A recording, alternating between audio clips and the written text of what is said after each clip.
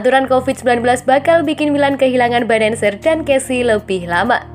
Aturan tentang COVID-19 bakal membuat AC Milan terancam tidak akan diperkuat Ismail Benenser dan Franck Kessie lebih lama setelah Piala Afrika. Benenser dan Kessie diperkirakan akan berpartisipasi di Piala Afrika Januari mendatang untuk membela tim nasional Aljazair dan Pantai Gading. Kabar buruk bagi Rossoneri yang tidak akan bisa memainkan mereka cukup lama. Selain lamanya turnamen, yang bergantung pada beberapa nama negara dan bintang tersebut melangkah jauh. Selain lamanya turnamen yang bergantung pada seberapa lama negara dua bintang tersebut melangkah jauh, raksasa Serie A tidak akan diperkuat dua gelandang tersebut selama 10 hari setelah akibat aturan COVID-19. Hal tersebut tentunya menjadi sesuatu yang benar-benar sulit diterima klub. Hal tersebut dikonfirmasi oleh ofisial pemerintah Fabio Sicilian yang menjadi anggota Komite Teknis Ilmiah. Ia menyatakan para pemain harus menjalani karantina selama 10 hari setelah kembali ke Italia dari Kamerun selaku negara penyelenggara. Hingga saat ini, warga negara Italia dan asing yang tinggal permanen di negara kami kembali ke Italia yang datang dari Kamerun atau dalam daftar e-ordinasi Kementerian Kesehatan menyediakan prosedur yang tepat untuk dilakukan, ujarnya. Pada kenyataannya, perlu dilakukan swab dalam kurun waktu 72 jam sebelum memasuki Italia untuk menghormati masa karantina wajib selama 10 hari. Setelah itu harus dilakukan swab molekuler untuk bebas dan keluar dari karantina. Masih perlu dilihat apakah Piala Afrika benar-benar akan digelar menyusul situasi COVID-19 saat ini. Beberapa rumor bahkan menyebutkan turnamen tersebut mungkin akan dibatalkan.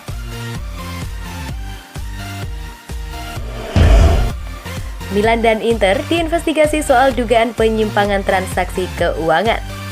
AC Milan dikabarkan telah diinvestigasi oleh Guardia di Finanza terkait dugaan penyimpangan keuangan bersama klub-klub lain termasuk tetangga mereka Inter. Il Corriere della Sera edisi Selasa kemarin menyebutkan bahwa telah dilakukan pemeriksaan di Casa Milan sebagai dari upaya pencarian luas yang sedang berlangsung untuk menekan keuntungan modal apapun dan penyimpangan finansial fair play.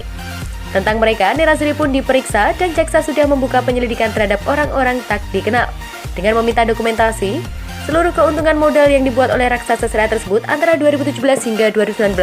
Terdapat 12 transaksi mencurigakan yang dilakukan pada para pemain. Tindakan tersebut bermula pada 9 Desember lalu. Fai Magiale, bagian olahraga dari kepolisian Italia, mengirimkan pengaduan ke kantor kejaksaan saat kecurigaan muncul mengenai berapa transaksi yang dilakukan oleh Nerazzurri. Pemeriksaan juga dilakukan pada Rossoneri, namun tidak ada hal mencurigakan yang ditemukan dalam prosesnya terkait transaksi yang dilakukan pihak klub selama periode yang bersangkutan. Meski mereka tampaknya bakal ketar-ketir menunggu proses selanjutnya dari temuan tersebut. Inter saat ini tengah menikmati momen manis di Serie A mengingat mereka berhasil memuncaki klasemen sementara dengan keunggulan 4 poin dari Il Diavolo yang turun ke urutan ketiga. Walaupun pada awal-awal musim tetangga mereka begitu dominan dan seolah bakal melenggang dalam perburuan Scudetto bersama Napoli. Kjaer akui berlatih hingga 8 jam demi segera pulih dari cedera. Pemain bertahan AC Milan Simon Kjaer mengungkapkan ia tengah berjuang keras agar dapat pulih dari cedera yang dialaminya sesegera mungkin. Melalui website resmi mereka, Rossoneri mengumumkan Kjaer telah menjadi operasi pada lutut kirinya di klinik La Madonnina. Meski berlangsung sukses, ia harus menepi selama setidaknya 6 bulan untuk memulihkan diri. Pemain internasional Denmark tersebut lantas berbicara kepada Milan TV terkait kondisinya dan juga menanggapi saat sulit yang dijalani Milan sekarang ini di Serie A. Saya baik-baik saja. Sayangnya saya mengalami cedera serius, akan perlu waktu dan kesabaran. Saya bukan orang yang banyak menulis di media sosial, saya hidup bersama keluarga saya, tapi saya berterima kasih kepada semua orang atas pesan-pesan ini. Saya memiliki tujuan di benak saya yakni pulih dan bermain, ujarnya. Segalanya bisa terjadi pada sepak bola, 2021 adalah tahun yang begitu banyak hal terjadi. Apa yang terjadi pada Eriksen? Dinominasikan untuk Ballon d'Or dan mengalami cedera serius pertama dalam karir saya. Saya belum pernah mengalami periode yang saya bisa mengerjakan begitu banyak hal, saya tidak menginginkan cedera ini. Tapi itu terjadi dan sekarang saya bisa bekerja pada banyak aspek. Saya bekerja 6, 7, 8 jam sehari, saya datang ke Milanello dan kemudian saya pulang. Pada semua aspek yang bisa saya kerjakan, saya kerjakan.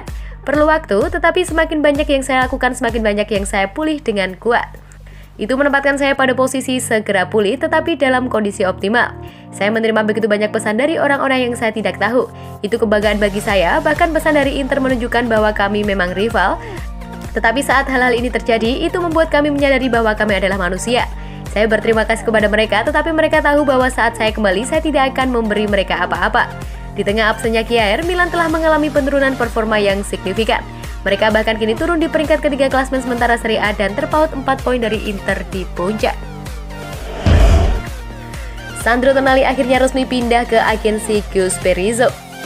Gelandang muda AC Milan Sandro Tonali akhirnya resmi meninggalkan agen BP Boso dan pindah ke agensi yang dimiliki oleh Gus Perizzo. Meski tampil mengecewakan dalam kekalahan Rossoneri dari Napoli pada Girota ke-18 Serie A, secara umum Tonali benar-benar telah merebut perhatian fans musim ini.